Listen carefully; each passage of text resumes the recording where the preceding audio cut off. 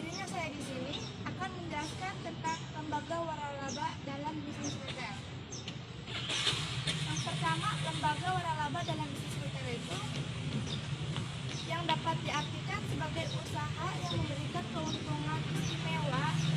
Usaha waralaba ini dapat berbentuk badan usaha maupun perorangan yang memberikan hak kepada pihak lain untuk memanfaatkan intelektual yang dimilikinya. Kemudian yang pertama, jenis lembaga waralaba di bidang perdagangan dan penjualan. Ada menurut asal produk dan layanan yang diberikan, terdapat satu waralaba luar negeri dan waralaba dalam negeri. Yang kemudian ada menurut metode pengoperasiannya. Dikategorikan sebagai waralaba dengan format bisnis, waralaba produk dan merek dagang. Kedua, keuntungan dan kegagalan dalam bisnis waralaba. Yang pertama ada mendapatkan berbagai manfaat dari ekspansi cepat dan luas tanpa melakukan pinjaman. Yang kedua, guna memperkuat nama Francis maka dia penerima hak harus berdasarkan penjualan. Yang ketiga, penerimaan Francis bagi para calon pengusaha yang ingin memulai usaha baru akan mendapatkan rencana operasi bisnis dengan arahan yang jelas. Terus mendapatkan bantuan modal yang profit tinggi. Kemudian standarisasi mutu dan mendapatkan bantuan manajemen. Penerima Francis diberikan nasihat atau sebuah lokasi usaha yang ditetapkan.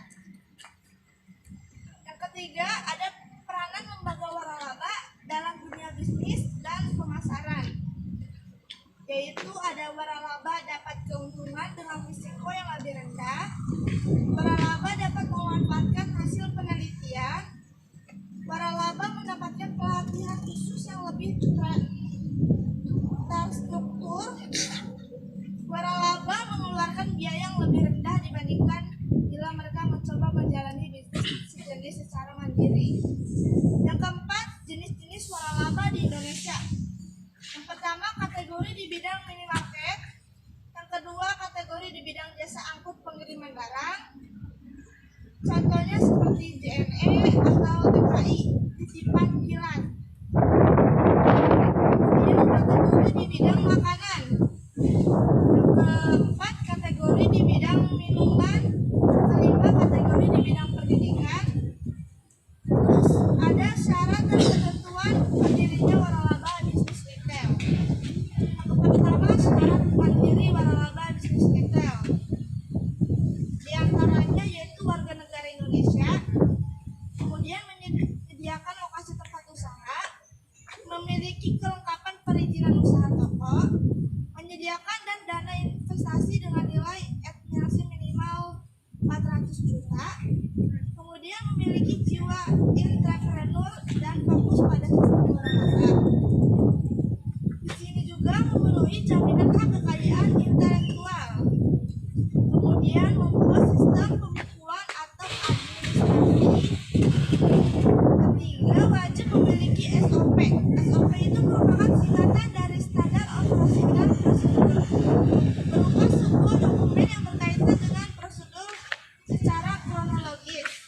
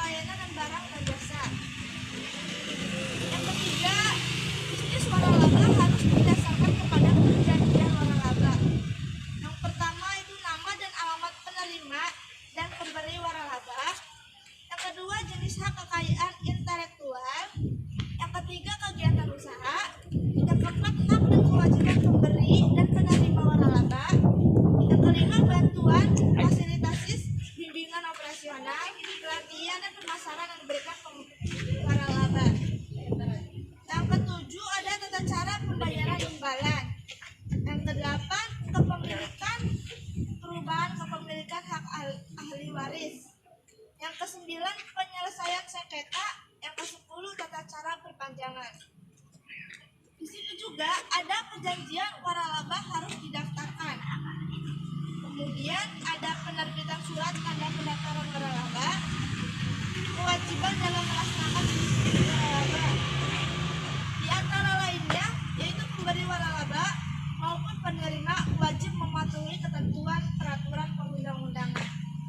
Yang kedua, pemberi waralaba wajib memberikan pembinaan berupa bentuk latihan. Yang ketiga, pemberi dan penerima waralaba wajib menggunakan bahan baku. Yang keempat, pemberi waralaba harus bekerja sama dengan pengusaha kecil dan menengah. Di sini juga ada larangan dalam melakukan bisnis waralaba. Yang pertama, pemberi waralaba tidak dapat menunjukkan penerima waralaba yang memiliki hubungan pengendalian. Yang kedua, pemberi waralaba tidak dapat menunjuk penerima waralaba yang baru untuk wilayah yang sama. Kemudian ada sanksi atas pelanggaran dalam bisnis waralaba.